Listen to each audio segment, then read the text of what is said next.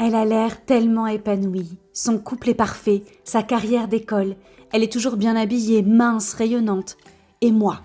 Si cette petite voix t'est familière, alors cette boostletter est pour toi. Car aujourd'hui, on parle d'un poison discret mais terriblement puissant, la comparaison aux autres. Celle qui te vole ta joie, celle qui mine ta confiance, celle qui te fait croire que tu es moins bien alors que tu es déjà au top. Alors c'est parti, explorons ensemble la comparaison aux autres, ton pire poison. Je te souhaite une merveilleuse écoute. Hello, moi c'est Laurine, ta coach mentale et bien-être au service de ta motivation et de ton épanouissement. Je suis spécialisée en neurosciences, en gestion du stress, de l'anxiété et des émotions. Je te retrouve chaque semaine ici dans la boostletter autour d'un sujet qui touche à ton bien-être. Je partage avec toi des explications utiles, des exemples concrets et des pistes de solutions à tester pour t'inspirer et te faire réfléchir autrement à ton épanouissement. Bienvenue dans la boostletter, ton coup de boost motivant et stimulant. Merci du fond du cœur de prendre le temps de t'abonner et de me mettre une jolie note pour soutenir le podcast. Je te souhaite des déclics, des prises de conscience et un boost de motivation. Merveilleuse écoute. Hello, 94e épisode de la boostletter. Je suis comme lundi, extrêmement heureuse de vous retrouver et d'aborder un thème de développement personnel sous un nouveau jour. Aujourd'hui, on va parler de la comparaison aux autres, à quel point ça peut être un poison et comment s'en détacher. Mais avant toute chose, si ce n'est pas encore fait, je t'invite à t'abonner à la boostletter en cliquant sur le petit bouton de la plateforme d'écoute de ton choix et de me mettre une jolie note à la fin de cet épisode, si ça t'a plu, évidemment, pour pouvoir promouvoir la boostletter et toucher un maximum de femmes. Parlons donc de cette comparaison. On va décortiquer pourquoi ce phénomène est si ancré en nous, les différentes formes qu'il peut prendre et surtout comment t'en détacher pour vivre enfin ta vie à toi et pas celle des autres. Alors t'es prête ? On va explorer ensemble. Tout d'abord, pourquoi on se compare autant ? La comparaison, elle est naturelle. C'est un réflexe biologique ancré dans notre cerveau. Depuis toujours, notre survie dépend de notre place dans le groupe.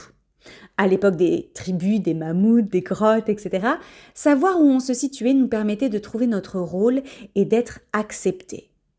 Sauf qu'aujourd'hui, les réseaux sociaux ont transformé ce réflexe en véritable prison mentale.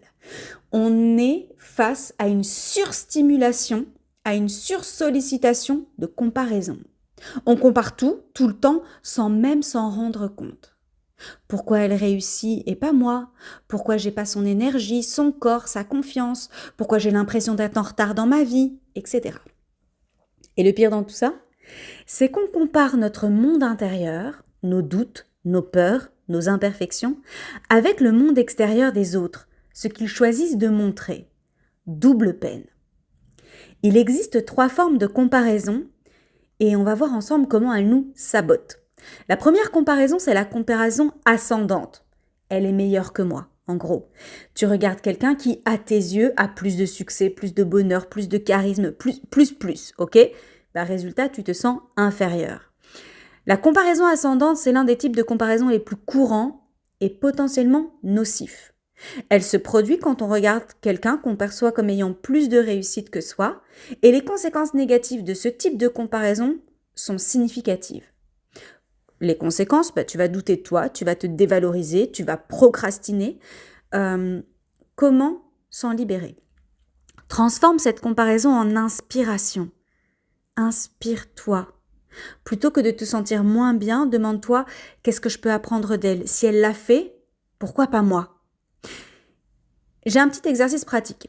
Fais une liste de 3 femmes que tu admires, qui t'inspirent, ok ? Et note ce que tu peux appliquer dans ta propre vie sans te sentir écrasé. Demande-toi ce que tu peux apprendre de ces femmes-là et rappelle-toi que si elles l'ont fait, tu peux le faire. Il te manque juste peut-être la bonne stratégie, les bonnes actions. Vient ensuite la comparaison descendante. Je suis mieux qu'elle, en gros. On le fait parfois inconsciemment. Regarder quelqu'un en difficulté pour se rassurer et se dire finalement je suis pas si mal lotie. Je te vois, je sais, c'est plutôt naturel, on le fait toutes. La comparaison descendante, c'est un phénomène psychologique où l'on se compare à ceux qui semblent être dans une situation plus difficile que la nôtre. Et bien que ça puisse apporter un soulagement momentané, cette approche n'apporte aucune évolution positive à long terme. Donc en réalité, il n'y a aucun progrès qui va sortir d'une comparaison descendante.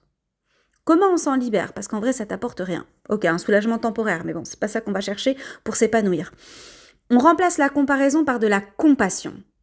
Soit une source d'encouragement, pas de jugement. Aide, inspire, soutient. Donc, on va aller vraiment transformer cette tendance-là en compassion, en bienveillance, en devenant une source d'encouragement, en demandant comment on peut aider, en soutenant les autres, en diffusant une énergie positive, bienveillante. L'exercice cette fois-ci, c'est qu'à chaque fois que tu ressens ce type de comparaison, tu te poses la question « Comment puis-je aider cette personne ?» ou lui envoyer une good vibes, une bonne énergie. Et là, ça t'apportera clairement quelque chose de positif. Plutôt juste de te dire « Ok, bon, il y a pire que moi. » Troisième type de comparaison, la comparaison horizontale. On a le même âge, mais elle est plus avancée que moi, par exemple. Tu observes des personnes qui ont un parcours similaire au tien, mais qui semblent avoir réussi plus vite. Et généralement, ça fonctionne très très bien avec les personnes avec qui tu étais dans la même classe ou dans la même école, ou les personnes que tu fréquentais quand tu étais adolescente, etc. Et tu dis « Ah ouais, elle est arrivée là. Ah ouais. » Bon, tu ressens de la pression, tu doutes de tes propres choix. Comment on se libère de tout ça? La première chose à faire, c'est de comprendre que chacun a son propre rythme de vie. T'es pas en retard, t'es pas en avance, t'es sur ton chemin à toi. Et au plus tu vas assumer tes choix de vie, au plus ça va être facile. Petit exercice pratique. Regarde en arrière et note 5 accomplissements dont tu es fier au cours des 5 dernières années. Et tu vas t'apercevoir que tu progresses constamment. On vient de voir les 3 types de comparaison. Okay? Réfléchis de ton côté à celle que tu ressens, à celle que tu pratiques le plus souvent. Je suis sûre même qu'aujourd'hui, tu t'es déjà comparé à quelqu'un. Alors, voyons maintenant le remède puissant contre la comparaison. Sans grande surprise, le focus sur soi-même. Si tu devais retenir une seule chose de cette newsletter, c'est celle-ci. La seule comparaison valable, c'est avec la femme que tu étais hier et celle que tu seras demain. C'est tout. Au lieu de scroller et de regarder la vie des autres, investis cette énergie en toi-même. Déconnecte-toi des réseaux sociaux si c'est nécessaire. Choisis intentionnellement ton entourage, je ne le dirai jamais assez. Celui qui te tire vers le haut, qui t'inspire, qui te motive, qui te soutient. Ça ne veut pas dire que ta copine qui va pas bien, qui est en bad mood, qui vient de se faire larguer, qui vient d'apprendre une mauvaise nouvelle, etc., faut la dégager de ta vie. Pas du tout. C'est simplement que les personnes qui te tirent vers le bas, qui ont une influence sur toi négative, qui, à leur côté, tu te sens pas bien, tu t'aimes un peu moins, ces gens-là, n'ont pas leur place. Mais tu verras, je te prépare une newsletter la semaine prochaine, justement sur le grand ménage de printemps. Donc, va chercher des personnes qui te tirent vers le haut, qui t'inspirent, qui te motivent, qui te soutiennent, qui t'encouragent, etc. Pratique la gratitude pour ce que tu as déjà.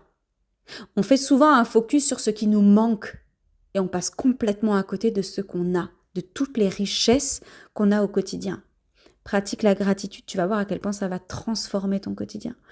Et enfin, célèbre tes petites et tes grandes victoires. Mais oui, au lieu d'aller chercher chez la voisine ce qu'elle va célébrer, que tu vas pas célébrer, non, concentre-toi sur toi, sur ce que tu fais, sur ce que tu accomplis d'extraordinaire. Ok ? Une petite approche inattendue maintenant. La comparaison comme miroir. Et si on inversait complètement notre perspective sur la comparaison ? Voici une approche qui va peut-être te surprendre. Utilise la comparaison comme miroir de tes désirs profonds. Quand tu te surprends à te comparer, pose-toi cette question puissante. Qu'est-ce que cette comparaison révèle sur mes aspirations ? Je vais te donner plusieurs exemples. Si tu envies la liberté d'une entrepreneur, par exemple, c'est peut-être le signe que tu as besoin de plus d'autonomie. Si tu admires le style d'une influenceuse, c'est peut-être l'invitation à oser exprimer ta créativité. Si tu es fasciné par le parcours d'une femme, c'est peut-être le moment de reconnaître tes propres ambitions. Si tu admires la vie sociale d'une personne, c'est peut-être le signe que tu as besoin de plus de connexions authentiques. Si tu envies les voyages d'une autre, c'est peut-être l'invitation à explorer davantage et sortir de ta zone de confort. Si tu es attiré par le calme et l'équilibre d'une personne, c'est peut-être le moment d'accorder plus d'attention à ton bien-être. Si tu admires la prise de parole d'une femme, c'est peut-être le signe que tu as envie d'exprimer davantage ta voix. Transforme chaque comparaison en une opportunité de mieux te connaître, d'identifier ce qui compte vraiment pour toi. Cette approche transforme un poison en or. Au lieu de te diminuer, la comparaison devient alors un outil d'introspection puissant. Est-ce que tu avais déjà pensé à utiliser la comparaison de cette manière-là? Quand il y a quelque chose qui vient te titiller dans la comparaison, demande-toi ce que ça révèle de toi, de tes aspirations actuelles, et amuse-toi. Une dernière pensée avant de te laisser. Imagine un instant une immense pièce remplie de diamants. Chaque diamant est unique. Certains sont plus grands, d'autres plus petits. Certains brillent différemment, mais tous sont précieux. Toi aussi, tu es un diamant. Incomparable, unique, lumineuse.